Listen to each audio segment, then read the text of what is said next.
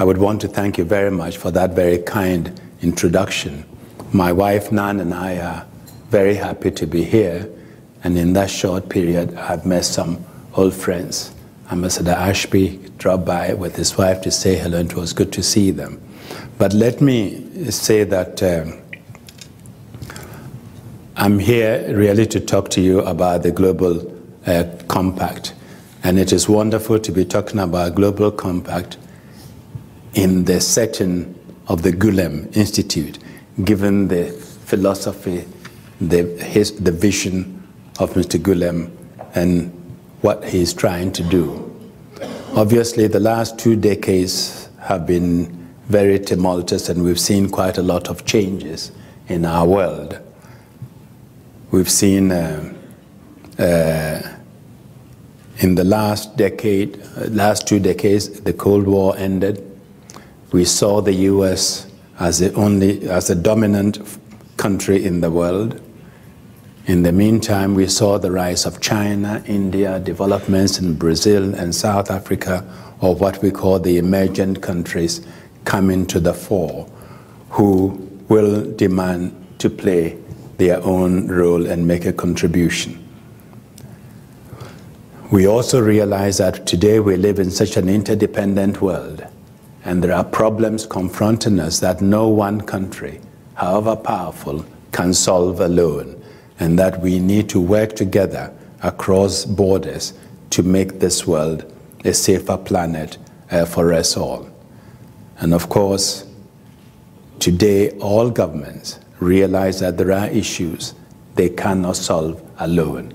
Even the issue of international relations and diplomacy, people-to-people contacts today play a very important part of that relationship. I have seen ordinary citizens, businessmen, professors, and others crisscrossing the world, establishing relationships that leads to better understanding between their respective countries. And so any government that doesn't recognize the role of other stakeholders, and this is just putting his head in the sand. Let me also say that we are today also confronted with one of the most important crises humanity has ever faced, the climate change. Climate change is an all-encompassing threat. It is a threat to our health, threat to security, threat to clean water, threat to security in the sense that people will fight over limited resources.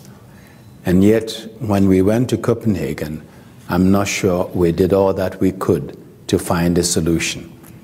We now have up till December in Mexico to try and find a solution. Whether we will find it or not, I do not know. But the global economic crisis, which Melissa referred to earlier, has proven to all of us that we live in the same world, and what happens in one country will have impact on the other. We in Africa thought we were so isolated from the international economic issues that the crisis may bypass Africa, but Africa was also hit. And as we talk of reforming the global economic and financial system, I think it is important that we realize that solidarity and fairness, which even Adam Smith himself spoke about when he wrote his thesis on 250 years ago on moral sentiments, talked about the need for solidarity, prudence, and public spiritedness, and solidarity. And I think any arrangement, any system that comes out of the crisis that does not factor in the needs of the poor is not going to be sustainable.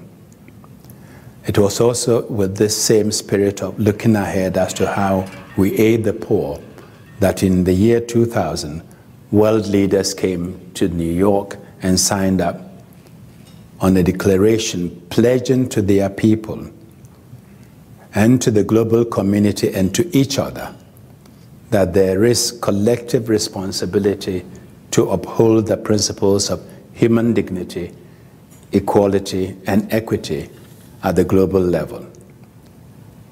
Embodied in that declaration was a recognition that fundamental and common values are essential to international relations in the 21st century. Values such as freedom, equality, solidarity, tolerance, respect for nature and the environment, and the shared responsibility for humankind. As you can see, it doesn't stray too far away from the man whose name is on the board here. Born from the Millennium Declaration also were the Millennium Development Goals. And as we heard from Madam President, these were the 8 goals which created an action plan for development and for the first time provided the world with time-bound, that is 2000 to 2015, quantifiable and measurable targets for development.